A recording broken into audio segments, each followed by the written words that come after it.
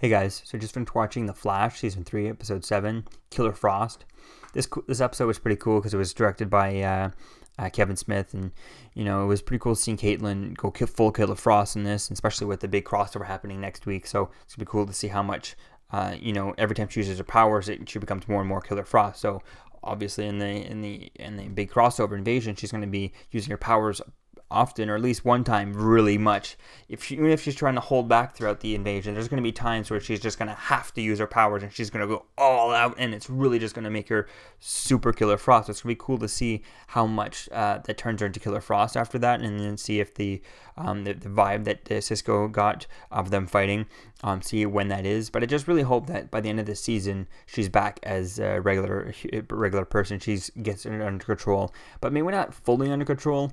Maybe just kind of like Bruce Banner in the Avengers, where he's, he's somewhat under control, but he's able to aim it now. He's not able to control it, but able to aim it. So that would be cool, is seeing her slowly learning how to control, and just, when she wants to full on kill it. I mean, knowing how to do the little frost and things like that, just to do things, but to full on Killer Frost mode, I think it would be cool to seeing her able to do that, and able to kind of, when she wants to, she's able to just unleash a full Killer Frost, but when she wants, she can kind of have it. So it'd be cool to see, where they continue going with this. And it was also pretty cool finding out that Tom Felton is Alchemine, which was funny because watching Kevin Smith on his Facebook Live and stuff, he said that Tom Felton wasn't Alchemine,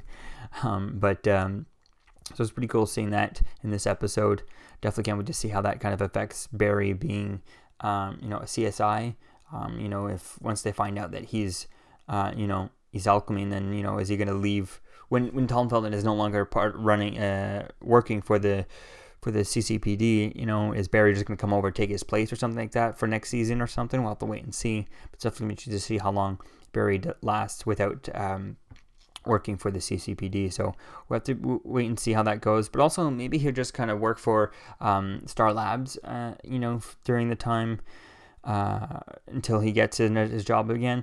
But I'm just wondering who's paying, Cisco's salary and Caitlin's salary, and this HR salary, if he's getting paid, which is unclear with that. I mean, they did offer him a job, so I guess, are they paying him? And where's the funding coming to pay them, and paying for all the stuff that they do all the time, and all of these equipment that they have, and keeping the lights on in Star Labs? I mean, they're not making any scientific things. They're not publishing anything. They're not selling inventions or anything like that. So definitely be cool to figure out.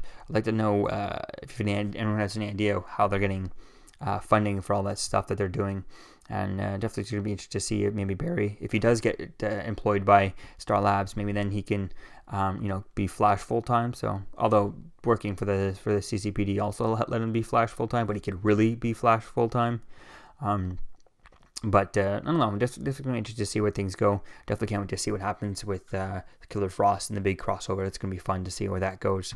And definitely excited. It was a great episode with Kevin Smith. Also, a little bit, I'd like to have seen Jason Mewes in this, but it was pretty cool seeing what we had. And definitely can't wait to see his Kevin Smith's Supergirl episode 9. If I'm not mistaken, Harley Quinn is in it. By that I mean Harley Quinn Smith, his daughter named Harley Quinn. So that'll be cool to see that on Supergirl when that returns from the Christmas break and stuff. So yeah, definitely was a fun episode, and I definitely can't wait to see what happens in next week's big crossover event. So let me know what you think, guys, about this episode in the comments below. I'll see you guys in the next video. Peace.